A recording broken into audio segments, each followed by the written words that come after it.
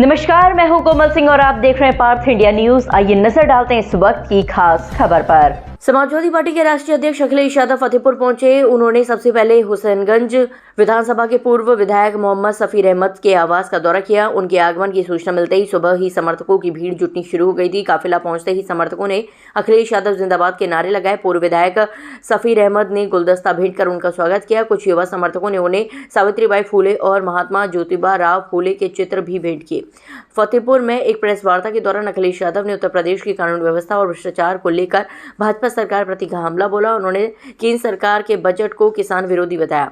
Samajwadi party प्रमुख अखिलेश यादव ने विधानसभा budget सत्र के दौरान उत्तर प्रदेश के मुख्यमंत्री योगी आदित्यनाथ के संबोधन पर कहा, मुख्यमंत्री विधानसभा में बोल रहे थे कि उनकी अमूमन आदत है कि वह घंटों तक प्रवचन देते हैं। वह उत्तर प्रदेश के विकास की बात कम करते हैं। यदि कोई बात हम साबित करना चाहते हैं तो हमारे पास आंकड़े हैं। इसके अलावा हम कैसे किसी बात को साबित करेंगे?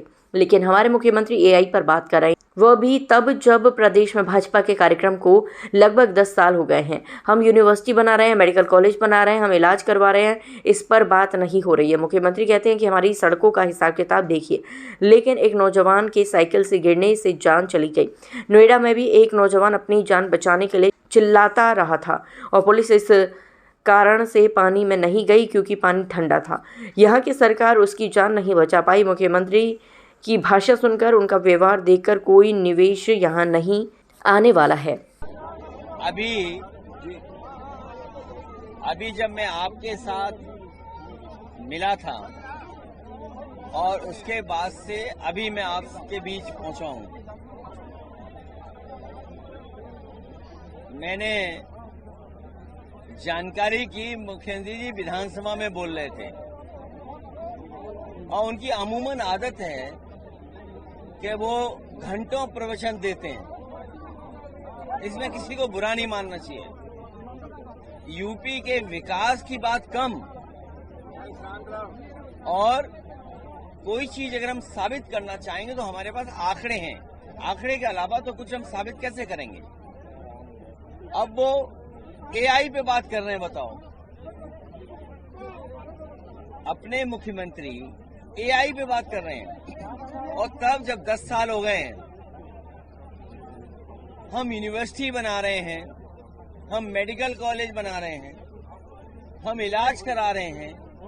अगर आपने खबर पढ़ी होगी अगर अखबारों में, तो आज जो खबरें आई हैं पिछले 2-3 दिन से, 19 लोगों की आंख चली गई गोरखपुर में। 19 लोगों की आंख चली गई गोरखपुर में। 16 साल से छोटी बेटी के साथ घटना घटी और मुख्यमंत्री जी कहते हैं हमारी सड़कों का हिसाब किताब देखिए। एक साइकिल से नौजवान गिरा, उसकी जान चली गई। आपको याद होगा नोएडा में जब एक गाड़ी चला करके नौजवान जो अपनी जान बचाने के लिए चिल्लाता रहा और पुलिस इसलिए नहीं पानी में गई क्योंकि पानी ठंडा था। सोचो, पानी ठंडा और वो अपनी जान बचाने के लिए मोबाइल की रोशनी दिखाता रहा, लेकिन यहाँ की सरकार उसकी जान नहीं बचा पाई। और फिर इन्वेस्टमेंट कितना बताना चाहते हो? तुम्हारे प्रदेश में कोई इन्वेस्टमेंट नहीं आएगा। मुख्यमंत्री की भाषा सुन करके, उनका व्यवहार देख करके कोई इन्वेस्टमेंट नहीं आने वाला।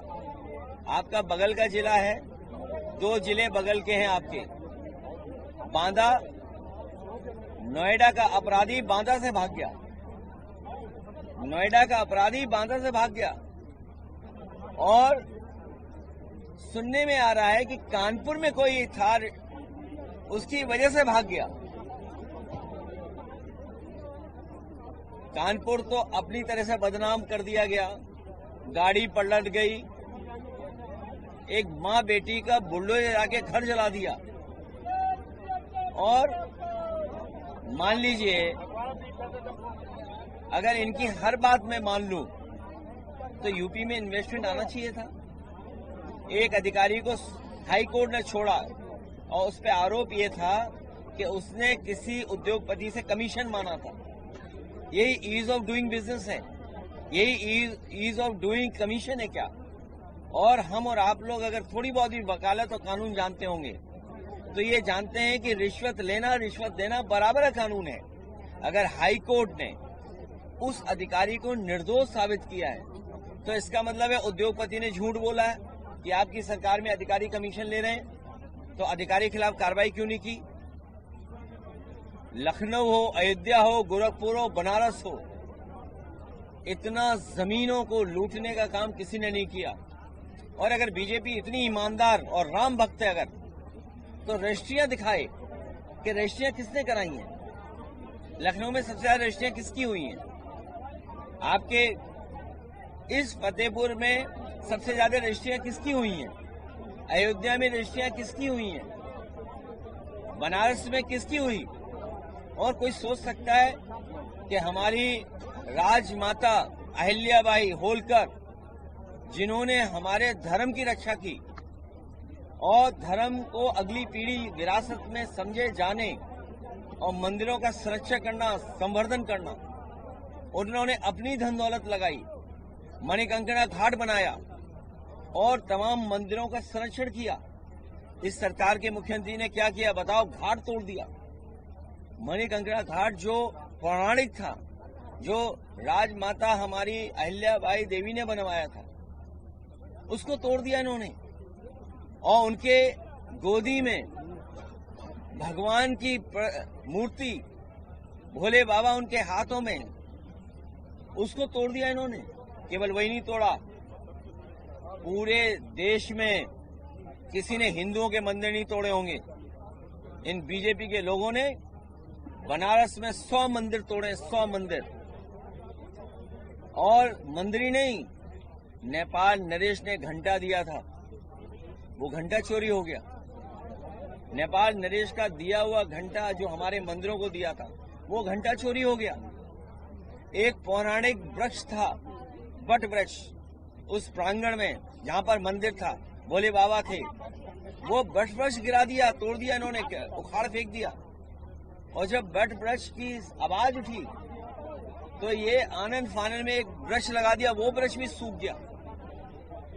तो ये बीजेपी वाले लोग इतना झूठ बोलते हैं, इसकी कल्पना नहीं कर सकते। एआई पे भाषण दे रहे हैं हमारे मुख्यमंत्री जी। एआई का क्या जानते? जो मोबाइल नहीं चलाता वो एआई क्या जानेगा? अगर एक ऐप भी डाउनलोड कर ले तो हम मान जाएंगे। आजा किसी चैट जीपीटी से पता कर लो। आजा, मैं तो कहता हूं खुला पूछिए, चैट जीपीटी से पूछिए कि किस मुख्यमंत्री ने अपने मुकदमे वापस लिए अपराधी के। चैट जीपीटी बता देगा। आज के लिए बस इतना ही। ऐसे ही देश और दुनिया की तमाम छोटी बड़ी खबरों को देखने के लिए जुड़े रहिए पार्थ इंडिया न्यूज से, हमेशा सच के साथ। नमस्कार।